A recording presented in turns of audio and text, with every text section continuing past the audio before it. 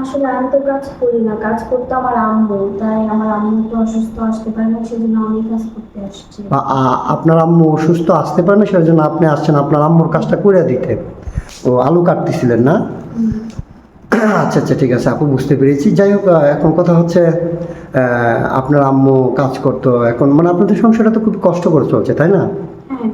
আচ্ছা, বুঝতে পেরেছি। যেহেতু আপনার ফ্যামিলিতে বড় কোনো ভাই নেই, আপনার আব্বু তো কাজ করতে পারে না, তাই তো? আপনার আব্বু না, আমার প্যারালাইসিস। আব্বু কাজ করতে পারে না, আমার আব্বু প্যারালাইসিস হয়ে গেছে, আমি আব্বু বলছি।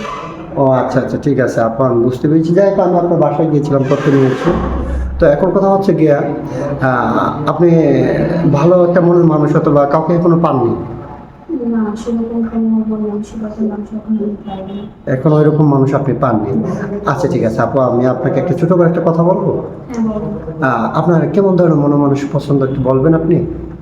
আমি তো আগে বলছি, এখনো বলছি যে একজন ভালো মনের মানুষ, যার মন মানসিকতা ভালো থাকবে, যে আমাকে ভালো থাকবে, যে আমাকে কখনোই ঠকাবে না, সেরকম একজন মানুষ চাই।